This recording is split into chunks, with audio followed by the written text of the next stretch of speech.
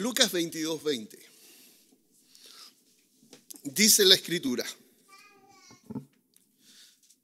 de la misma manera tomó la copa después de haber cenado, diciendo: esta copa es el nuevo pacto en mi sangre, que es derramada por vosotros. Recuerden que el Señor Jesús estaba previo a ir a la cruz y está instituyendo lo que se llama la cena del Señor. Era el último comida con sus discípulos antes de partir a la cruz. Y él comienza diciendo: vamos a hacer, esta es mi copa. Esta es la copa del nuevo, leo mejor.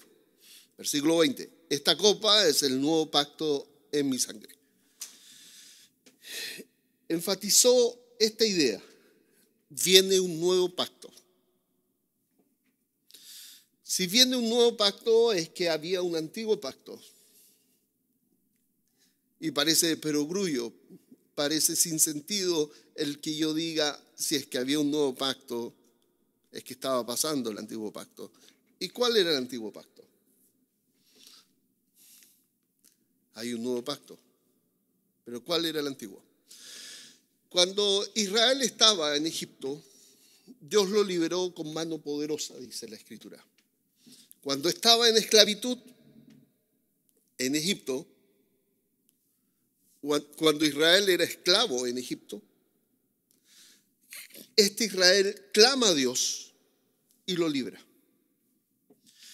Y cuando lo libera, lo saca por estos milagros que él hace, lo lleva, inclusive atraviesan el Mar Rojo en seco y lo lleva a un lugar en el monte Sinaí y le dice: voy a hacer un pacto con ustedes. Básicamente un pacto que Dios hace con Israel es: me voy a casar con ustedes. Un pacto. Fíjense, y vamos a ver Éxodo 24, versículos 5 y el 8. Donde Dios literalmente hace un matrimonio con Israel. Y este matrimonio con Israel consistía básicamente en matar un animal, varios animales en este caso, y participar en una comida y derramar sangre sobre los pactantes. O sea, sangre sobre Israel, sangre sobre lo que representaba a Dios. Fíjate, Éxodo 24, versos 5 y 8. Esto es lo que se llama el antiguo pacto. Envió jóvenes de los hijos de Israel, los cuales ofrecieron holocaustos y becerros como sacrificios de paz a Jehová. Y Moisés tomó la mitad de la sangre y lo puso en tazones y esparció la otra mitad de la sangre sobre el altar, y tomó el libro del pacto y lo leyó a oídos del pueblo, el cual dijo: haremos todas las cosas que Jehová ha dicho y obedeceremos. Entonces tomó la sangre y roció sobre el pueblo y dijo: he aquí la sangre del pacto que Jehová ha hecho con vosotros sobre todas estas cosas. Ok, ¿qué pasaba en la época? Si se hacía un pacto, se mataba un animal. Se tomaba la sangre del animal, se esparcía sobre los pactantes. El animal restante se comía. Había una fiesta de celebración y habían hecho un pacto. Si hoy día tuvieran un matrimonio, harían básicamente, según esto, se degollaría el animal, se tomaría la sangre, se esparciría sangre sobre uno y sobre el otro y harían un pacto. Y después nos comemos los restos del animal, la celebración. Ok. Entonces, ¿cuál era el acuerdo? ¿Cuál era el pacto? Yo te voy a cuidar, te voy a proteger, te voy a bendecir. Y tú vas a obedecer estas leyes. Ok, dijo Israel, vamos a hacerlo.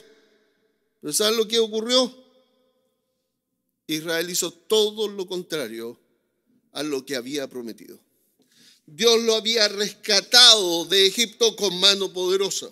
Lo había tomado como si fuera una esposa. Habían hecho un pacto, un acuerdo en el cual Dios lo protegería de todo y ellos serían fieles a los mandatos dados por Dios. ¿Cuáles mandatos? No robar, no matar, ser amable con tu prójimo, no esclavizar a tu gente, ser misericordioso uno con otro. Ese era el gran acuerdo que Dios había hecho con este pueblo. Y Dios le dijo, te va a ir bien, vas a prosperar, solo no le mientas a tu prójimo, solo sé fiel a tu señora. ¿Se dan cuenta lo que Dios pedía? Lo que Dios pedía, que entre ellos hubiera tal relación de fidelidad mutua que todos pudieran ver, toda la otra gente pudiera ver que ellos eran un pueblo especial. Nótese, Dios había hecho un pacto con Israel en el cual Dios le decía, guarden esta ley, pero para beneficio de ustedes. ¿Pero qué empezó a hacer esta gente? Empezaron a sacrificar a bebés. Empezaron a sacrificar a bebés, niños. Empezaron a cambiar esposas como cambiaban de calcetines. Empezaron a engañarse unos a otros. Empezaron a esclavizarse. Se mataron unos a otros. Y entonces Dios dijo, parece que ustedes no cumplieron el pacto. Rompieron el pacto. Fíjense lo que sucede. Jeremías 31, verso 31. Acuérdense cómo se establecía un pacto. El pacto se establecía con la muerte de un animal. Se tomaba la sangre y se esparcía sobre los pactantes. El hacer un pacto implicaba la muerte de una víctima, la sangre de esa víctima.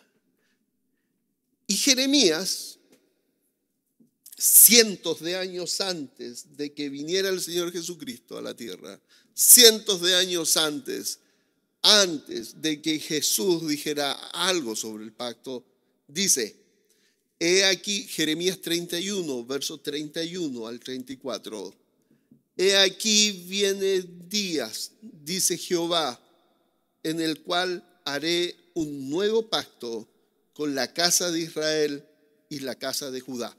¿Por qué ahora Israel está dividido?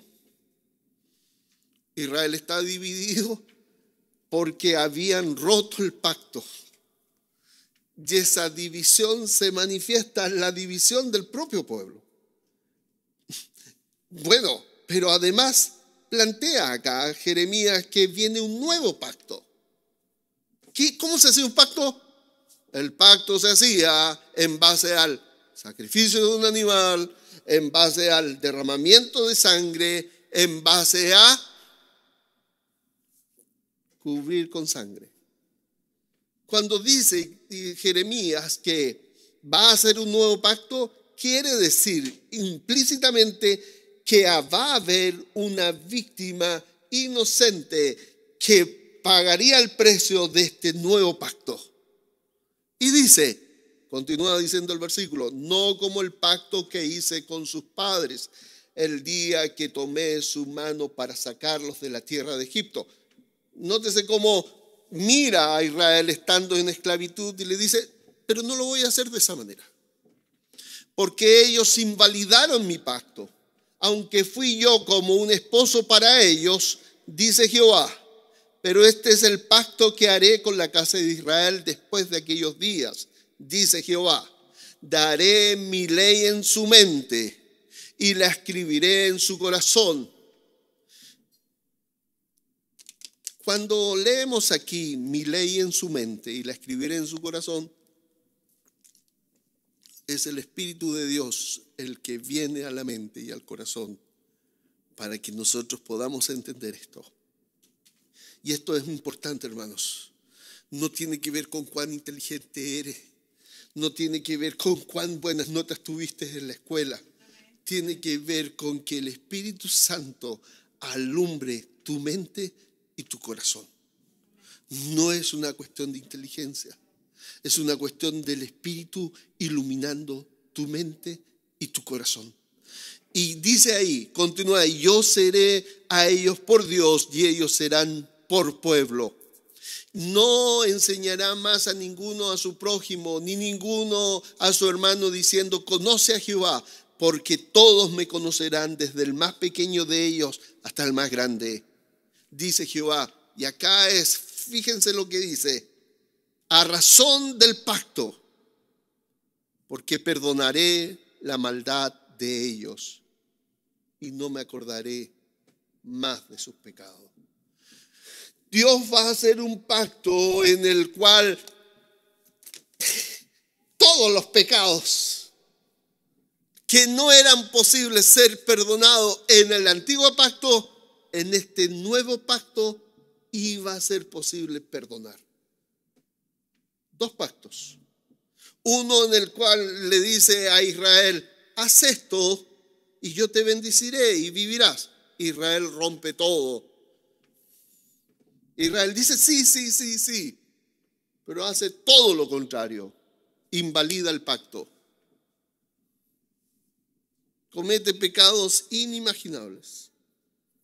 Y saben ustedes, lamentablemente, en nuestro medio evangélico hemos cometido pecados inimaginables. Pecados tan simples como la mentira, el hablar mal de otro, y pecados tan graves como abortar entre medio de nuestra iglesia, como evangélicos estoy hablando. Hijos o hijas de pastores involucrados en aquellos pecados, pasando por adicciones de todo tipo. Y si entendieran, y si entendiéramos que el perdón que se nos ofrece bajo este nuevo pacto es tan grande, quedaríamos cautivos ante la bondad de nuestro Dios. La promesa es sencilla: perdonaré la maldad de ellos. ¿A razón de qué? A razón del nuevo pacto. Pero cuando hablamos de nuevo pacto, ¿involucra qué? Involucra derramamiento de sangre. Y aquí es importante: la sangre de Jesús derramada en la cruz establece el nuevo pacto. Si yo a un judío de la época de Jesús le hablaba, va a haber un nuevo pacto, ellos entendían de inmediato que iba a haber derramamiento de sangre para que el pacto se llevara a cabo. ¿Por qué? Porque el primer pacto implicó derramamiento de sangre. Y el nuevo pacto implicaría derramamiento de sangre. Fíjense, vamos a Efesios capítulo 1, verso 7. Recuerden que hemos conectado nuevo pacto con sangre. Lucas 22 nos dice, Lucas, cuando vimos que la cena del Señor dice, esta es la sangre del nuevo pacto. Pacto, sangre. Y vimos en Jeremías que este pacto, sangre, perdón de pecados, todos juntos. Y cuando yo le hablara a un judío, a alguien de Israel, que haber un nuevo pacto, él entendería que este nuevo pacto implicaba perdón de pecados, que en el antiguo pacto no estaba posible ser perdonado. Fíjense, Efesios 1, 7, en quien tenemos redención. ¿Por qué tenemos redención? ¿Y cuál fue la primera mención de por su sangre? Por el pacto. ¿Cuándo? Cuando Cristo muere estableció un pacto que dice que si tú crees, eres parte de este pacto y tienes redención, el perdón de pecados, según las riquezas de su gracia. ¿Cuál es la razón de que tus pecados son perdonados? Es cierto, Cristo murió por ellos. ¿Pero por qué? Porque Dios estableció un pacto que decía, desde Jeremías 31, que ese pacto implicaría el perdón de tus pecados. Y cuando leemos el perdón de pecados asociado con la sangre, es que está diciendo el pacto, el nuevo pacto. Sin su sangre derramada, ningún otro paso sería posible más adelante. Fíjense, ahora vamos a Hebreos capítulo 7, versos 15 y 17.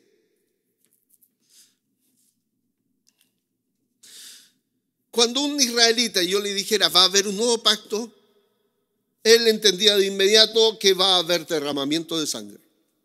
Cuando un israelita yo le decía que va a haber un nuevo pacto y le decía que ese nuevo pacto iba a perdonar pecados que el antiguo no podía perdonar, y el israelita comprendía de inmediato que era diferente al antiguo pacto. Un nuevo pacto implicaría un nuevo sacerdocio, que el antiguo sacerdocio ya no trabajaría, no funcionaría, ya no estaría. El nuevo pacto implicaría sangre derramada, perdón de pecados y un nuevo sacerdocio.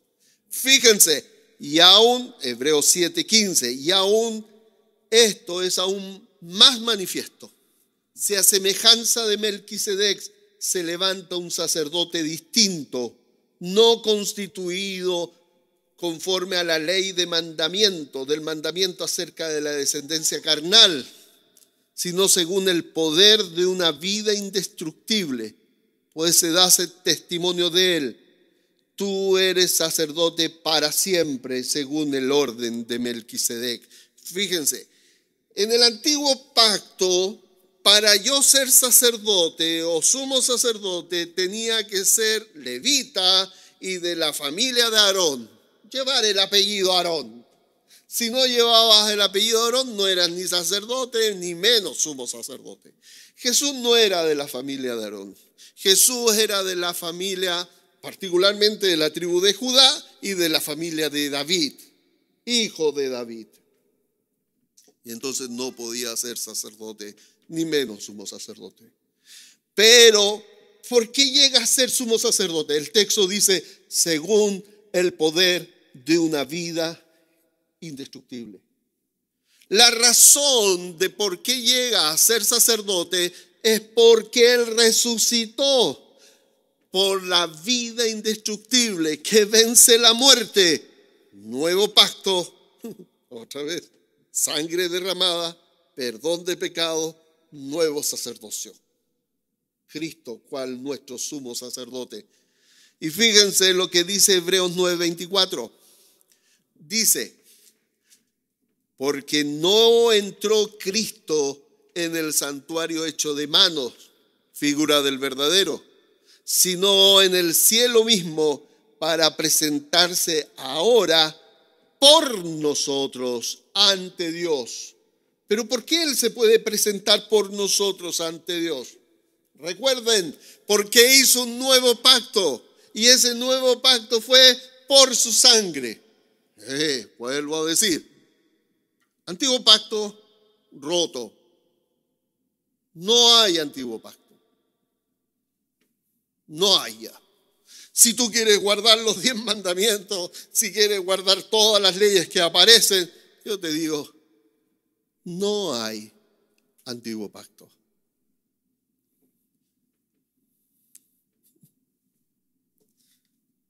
She need translator. Entonces, antiguo pacto no funciona ya. No hay. Vengo al antiguo pacto, no hay ya. ¿Cómo? ¿No hay? No, no hay antiguo pacto. Entonces, ¿qué es lo que hay? Cambiamos. Hay un nuevo pacto. La única opción es el nuevo. No hay. ¿Y cómo? Explíquenme. Sí, el antiguo pacto fue establecido por la sangre de los animales, sacrificios de paz, Éxodo 24. El nuevo pacto implicaba sangre de nuevo, pero esta sangre derramada del nuevo pacto daba opción al perdón de pecados que en el antiguo pacto no estaban. Sangre derramada, nuevo pacto, perdón de pecado. Pero el nuevo pacto necesita un nuevo sacerdocio. Sí. Por el poder de su vida indestructible, Cristo resucita, es hecho sumo sacerdote. Cristo no solo es hecho sumo sacerdote, Él entra ante el trono de Dios por nosotros. Dice por nosotros. ¿Se habían dado cuenta que dice por nosotros? Fíjese de nuevo, Hebreos 9:24. Porque no entró Cristo en el santuario hecho de mano, figura del verdadero, sino en el cielo mismo, para presentarse ahora por nosotros ante Dios. ¿Tú sabes que Cristo murió por nosotros? Pero tú sabes que Cristo se presentó delante de Dios una vez que resucitó ante el trono de Dios por nosotros. ¿Te das cuenta?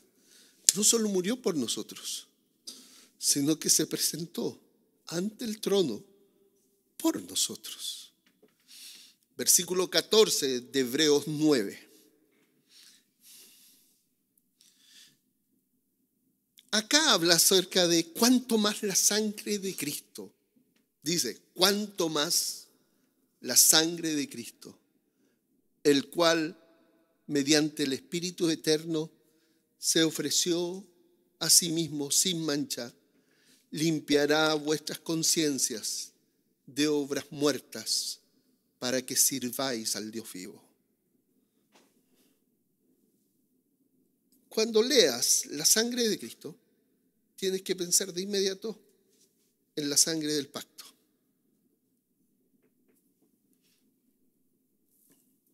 Covenant, el pacto. A razón del pacto que ha sido certificado por la sangre de Cristo,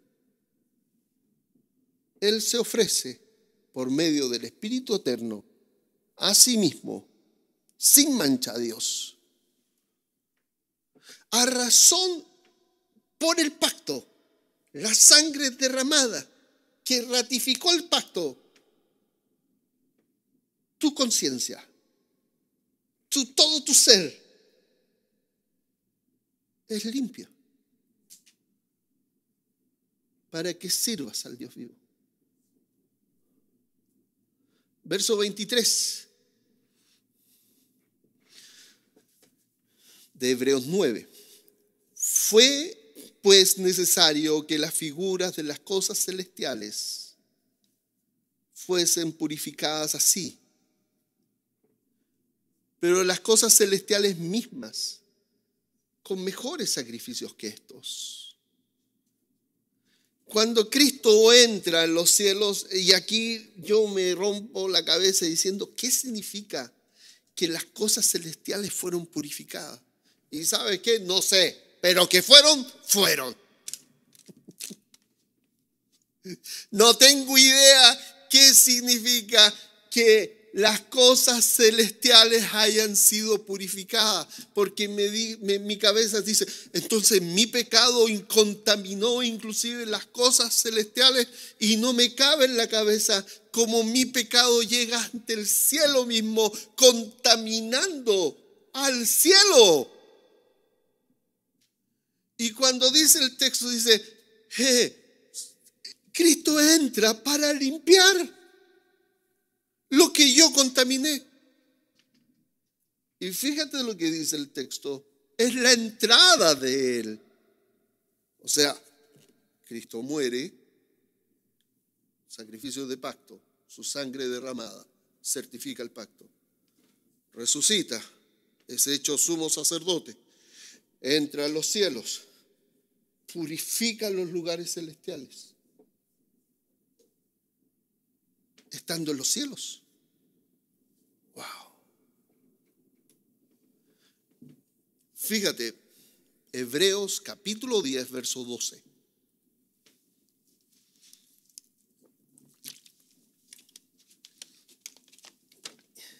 Nótese, la purificación es acción del sumo sacerdote.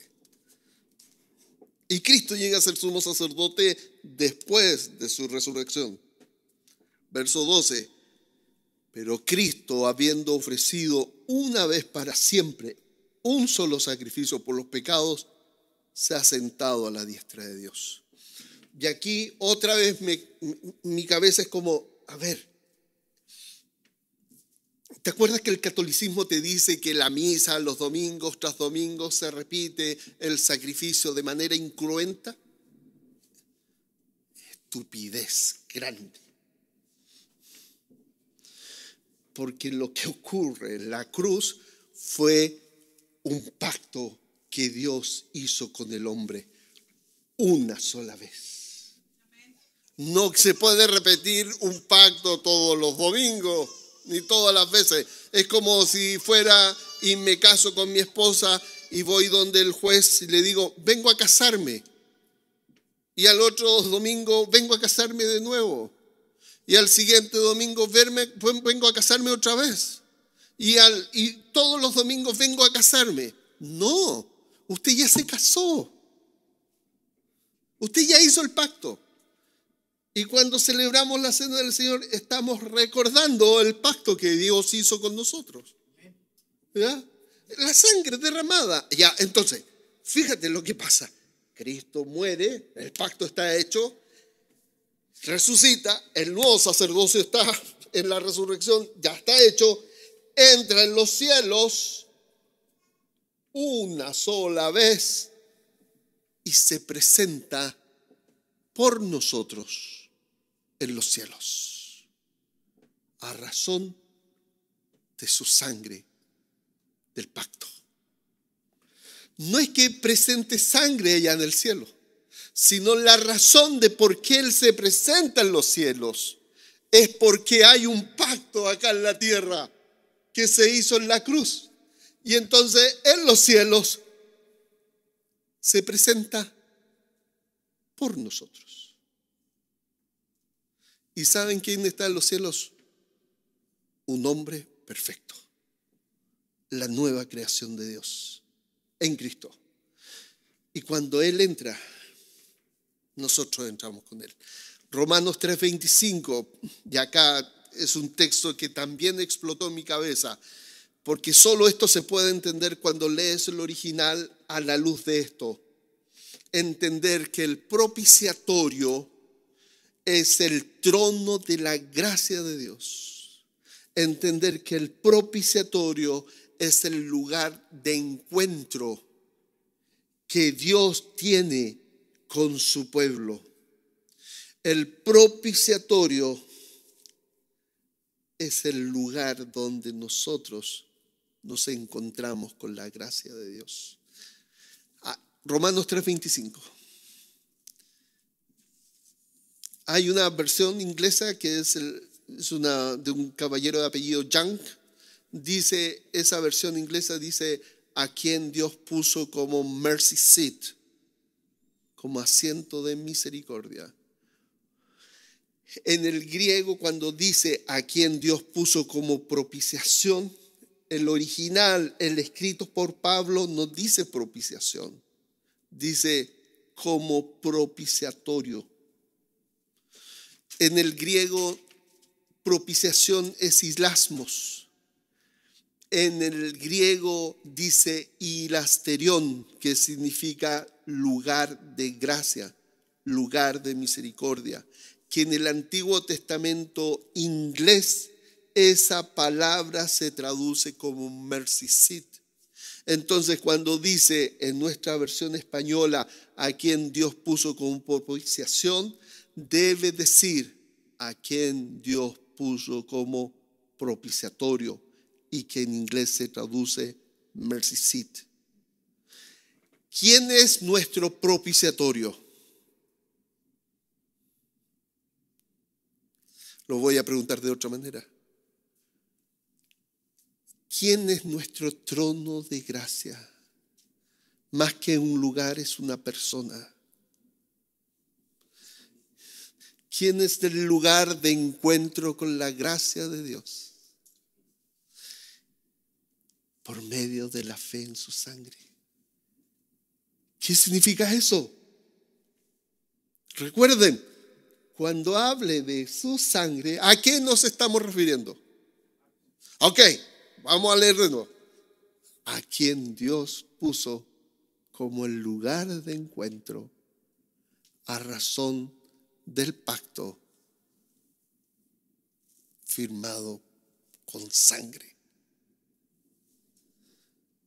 Fíjese qué simple es el versículo. Cuando no se cambia nada, Él es nuestro propiciatorio, el lugar de encuentro con la gracia de Dios, solo por medio de la fe en la sangre del pacto. La sangre de Cristo estableció un pacto en el cual Él fue el lugar que nos encontramos con Dios por la fe. Hermanos, tener fe en su sangre no es solamente creer que Jesús murió, es confiar que esa sangre ha inaugurado un nuevo pacto irrevocable, eterno. Mis pecados, tus pecados han sido perdonados. Tienes acceso libre ante el trono de la gracia de Dios. Cristo es tu sumo sacerdote que intercede por ti. Puedes vivir en libertad y sin condenación. Fíjate, Hebreos 10:19.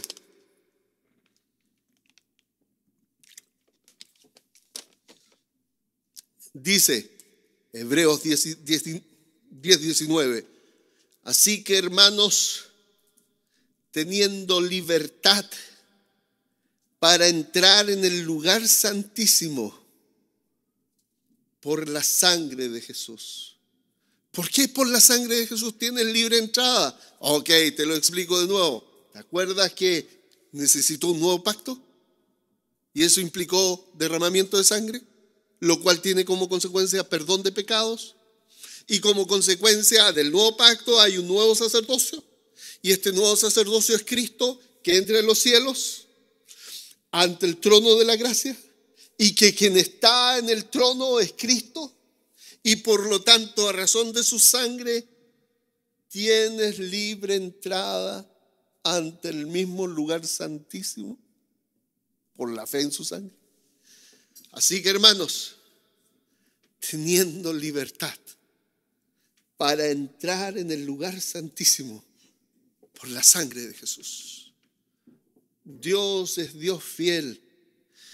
Dice 1 Timoteo 2:5, porque hay un solo Dios y un solo mediador entre Dios y los hombres, Jesucristo hombre.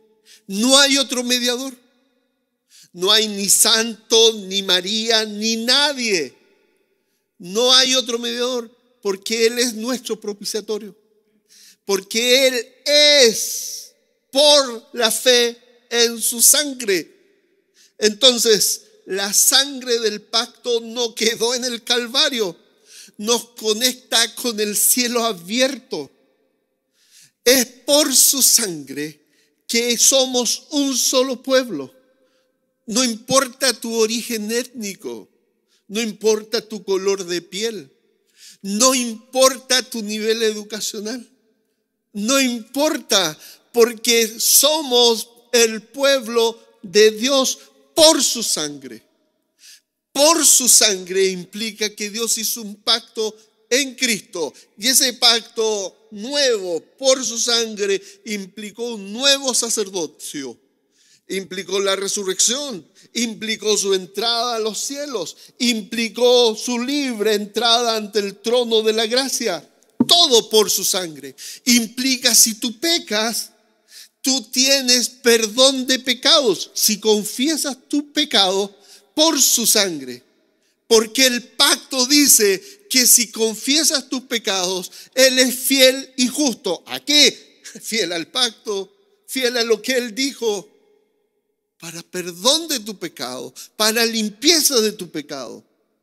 Y el pacto dice que Él puso el Espíritu Santo en tu vida para tener la capacidad y el poder para vivir conforme Él ha dicho.